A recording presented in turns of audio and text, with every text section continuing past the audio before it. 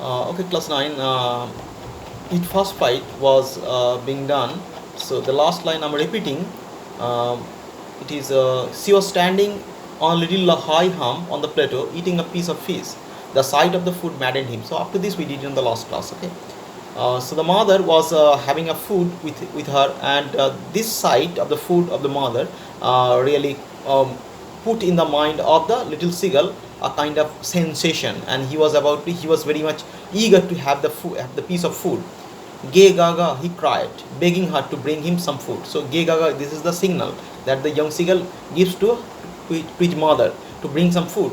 Gaula, she screamed back, and she also responded in their language. He kept calling, and after a minute or so, he uttered a joyful scream.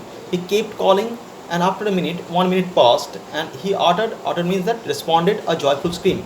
He screamed again, and it was joyous scream. His mother had picked up a piece of fish and was flying across to him with it. His mother was coming towards him, and mother was flying, and she had a fish in her beak. But when she was just opposite to him, she halted. But just she was very close, near to him, and just opposite to him, she stopped. Her wings motionless. Her wings did not flap. The piece of fish in her beak was almost within the reach of his beak. The piece of fish that was in the beak of the mother, it was almost within the reach of the little young seagull. He waited a moment in surprise, wondering why did not come nearer. So the young seagull was very much surprised, astonished why mother was not approaching a bit further so that he can reach the food easily. And then, maddened by hunger, he dived at the fish. Then he was almost mad. I told her he was crazy. He dived. He jumped to the fish to catch it.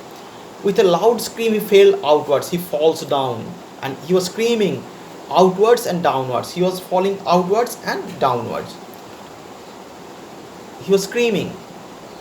The wind rushed against his breast feathers, then under the stomach and against his wing. The wing touched the breast feathers, and then then stomach, the belly. It forces the belly. It pressurizes the belly against his wings. Then the wings also pressurizes the wings. He could feel the tips of his wings cutting through the air. He could feel that the edge of the tips means the edge of the wings are cutting the air. He was not falling headlong now. So he spreads the wings automatically. The wings actually, you know that it is a kind of response system, and the wings sprayed, and he was not falling headlong straight.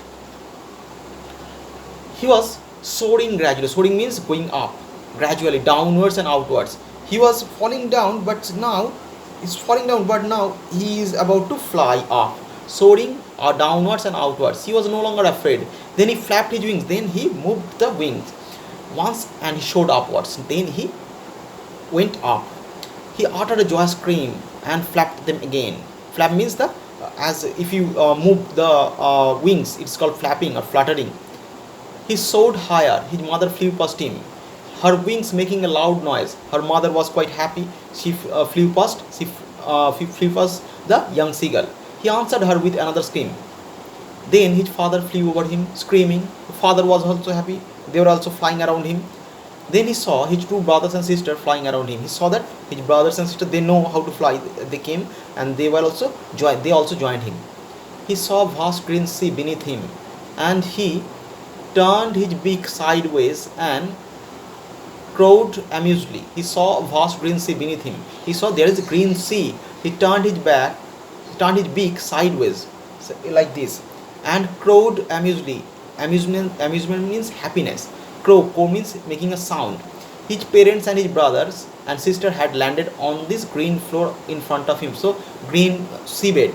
So his brothers, sister, and parents, they landed on the sea, green sea. They were beckoning to him. Beckoning means that hint, ask him to join them. Calling shrilly, he dropped his legs to stand on the green sea. He goes there, and he drops his legs on the sea, the green sea, to have to stand on it. His feet sank, but since it was water, his feet sank into it, and then the belly touched it, and he sank no further. The abdomen touched it, and he sank no further. He was floating on it, and around him, his family was screaming, praising him. He had made his first flight, so his family was with him, and they were very much happy because he made it possible the first flight. That's right. Okay, so with this this lesson ends here. Okay, thank you.